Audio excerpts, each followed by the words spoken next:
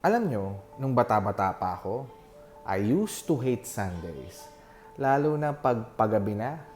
Kasi ibig sabihin nun, nandyan na ang Lunes, pasukan na naman. But eventually, things change.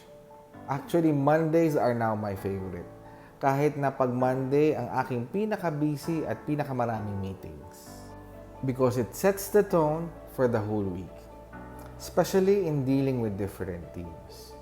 Kaya gustong-gusto ko yung Monday. This is the time where I engage and connect and sometimes even review kung may mga nakaligtaan the past week.